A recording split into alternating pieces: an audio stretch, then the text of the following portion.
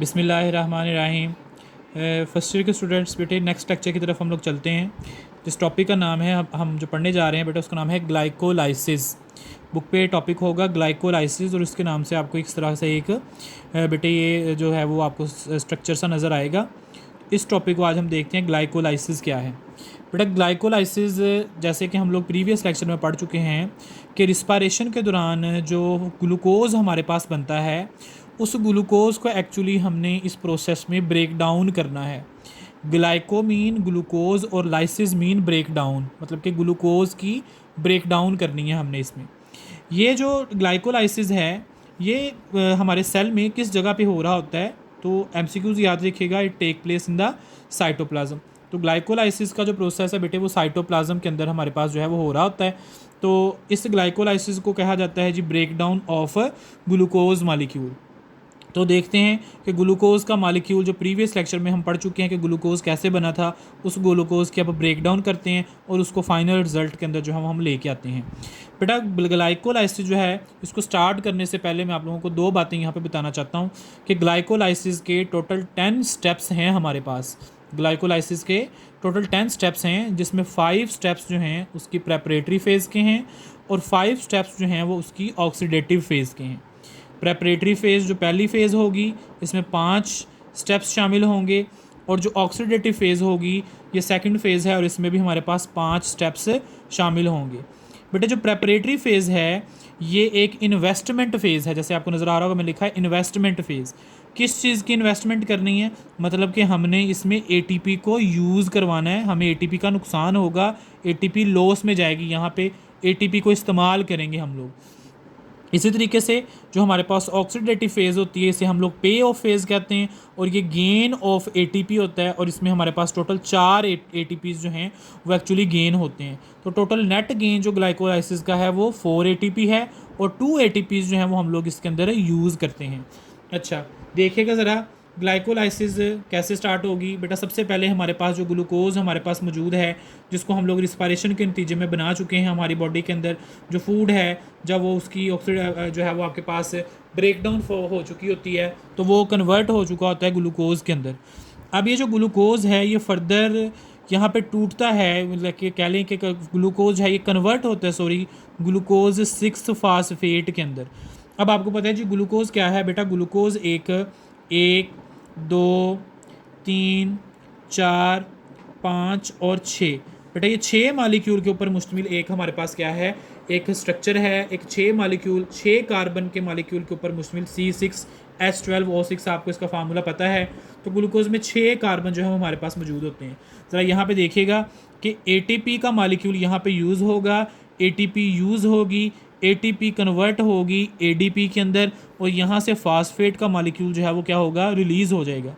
अब इस ग्लूकोज़ ने ये जो कार्बन 6 वाला ग्लूकोज़ था इसमें कार्बन नंबर जो 6 है उस पर जो है वो फास्फेट का मालिक्यूल अटैच हो जाता है, इसलिए इसका नाम क्या हो जाता है, ग्लूकोज़ 6 फास्फेट। आई थिंक आपको ये समझ लग गया होगा कि ग्लूकोज 6 फास्फेट में कैसे कन्वर्ट हुआ। ये समझने की जो 6वां कार्बन है इसके साथ बेटे यहाँ पे हमारे पास जो है वो एक फास्फेट अटैच हो चुका होता है। तो लाइक ये कहा जाएगा कि ग्लूकोज जो है वो कन्वर्ट हो गया ग्लूकोज 6 फास्फेट के अंदर। इसी तरीके से ग्लूकोज कह लें कि अपनी ही ग्लूकोज की एक आइसोमर शेप है जिसे हम लोग फ्रुक्टोज कहते हैं। ग्लूकोज से वो फ्रुक्टोज में कन्वर्ट होता है। याद रखिएगा बेटा ग्लूकोज एक एल्डिहाइड शुगर है और जो फ्रुक्टोज है ये एक एल्डोज शुगर है। सिर्फ फ़र्क फार्मूला वही होता है, सिर्फ स्ट्रक्चर में थोड़ा बहुत चेंज आता है। आइसोमर स्ट्रक्चर हैं, आइसोमर चेंज हो जाता है, यहाँ पे ग्लूकोज से फ्रुक्टोज में चेंज होगा। अब फ्रुक्टोज 6 फास्फेट बन चुका है वो यहाँ पे। अब ये जो फ्रुक्टोज 6 फास्फेट है ये नेक्स्ट यहाँ पे अगले फेज़ में जब जाएगा तो ये फ्रुक्टोज 1,6 बिस फास्फेट बन जाएगा। 1,6 का मतलब क्या है, जैसे आपको पता है जी ATP यूज़ होगा, इधर ATP कन्वर्ट होगा ADP के अंदर और यहाँ से फास्फेट का मालिक्यूल रिलीज़ हो जाएगा। ATP जब यहाँ पे टूटेगी तो फास्फेट जो होगा ATP का आखिरी फास्फेट होगा वो रिलीज़ होगा और यहाँ ADP में कन्वर्ट हो जाएगा वो। जैसे देखिएगा कि हमारे पास फ्रुक्टोज़ में हमने पढ़ा था कि 6 कार्बन वाली हमारे पास एक शुगर है, तो ये 3 4 5 और 6, बट ये 6 हमारे पास जो है इस तरीके से बन चुके हैं। अगर देखिएगा तो इसकी इधर वाली साइड पे, पहले वाली साइड पे भी यहाँ पे फास्फेट अटैच हो जाएगा और इधर वाली साइड पे तो ऑलरेडी फास्फेट अटैच था। तो 6 पे अटैच था फास्फेट, अब 1 पे भी अटैच हो गया क्योंकि 2 फास्फेट अटैच हो चुके हैं, इसलिए इसे 1,6 बिस फास्फेट का नाम दे देते हैं। ये फ्रुक्टोज 1,6 बिस फास्फेट नेक्स्ट कन्वर्ट होगा बेटे ग्लिसर एल्डिहाइड 3 फास्फेट के अंदर। बेटा ये ग्लिसर एल्डिहाइड 3 फास्फेट में कन्वर्ट होगा और साथ ही ये कन्वर्ट होगा डाई हाइड्रोक्सी एसीटोन फास्फेट के अंदर।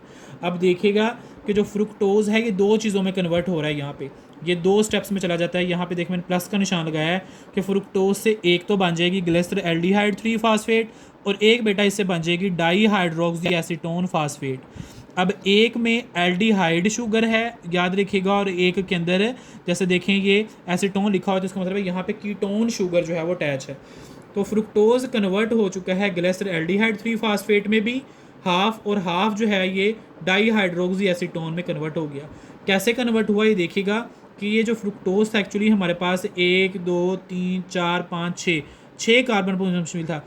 बेटे यहाँ से 3 कार्बन स्प्लिट कर जाते हैं, 3 यहाँ से चले जाते हैं ग्लिसर एल्डिहाइड 3 फास्फेट के पास और 3 जो हैं यहाँ से कन्वर्ट हो चुके होते हैं डाई हाइड्रोक्सी एसीटोन के पास। तो यहाँ पे ये याद रखिएगा कि एक जो है ये यहाँ से 1 2 3 ये आपके चले जाएंगे ग्लिसर एल्डिहाइड 3 फास्फेट के साथ और एक जो है वो आपके पास चले जाएंगे डाई हाइड्रोक्सी एसीटोन फास्फेट के पास। अब यहाँ पे ये 5 स्टेप पूरे हो चुके हैं। इस फेज़ को हम लोग प्रेपरेटरी फेज़ कहते हैं। प्रेपरेटरी फेज़ में हमने 2 चीज़ें जो हैं वो बना ली हैं, ग्लिसर एल्डिहाइड 3 फास्फेट बना लिया, डाई हाइड्रोक्सी एसीटोन फास्फेट बना लिया। स्टेप्स गिन लीजिएगा 1 2 3 4 और ये 5वां स्टेप है जिसमें ये 2 चीज़ें बन जाती हैं। बेटा नेक्स्ट जिस फेज़ में हमने ऐड होना है उसे ऑक्सीडेटिव फेज़ का नाम दिया जाता है। ऑक्सीडेटिव फेज़ को हमने पे ऑफ फेज़ का नाम दिया।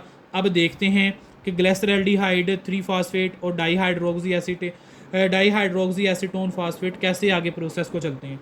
बेटा ग्लिसर एल्डिहाइड 3 फास्फेट बी ग्लिसर एल्डिहाइड 3 फास्फेट में कन्वर्ट होगा और डाई हाइड्रोक्सी एसीटोन फास्फेट बी ग्लिसर एल्डिहाइड 3 फास्फेट में ही कन्वर्ट होगा।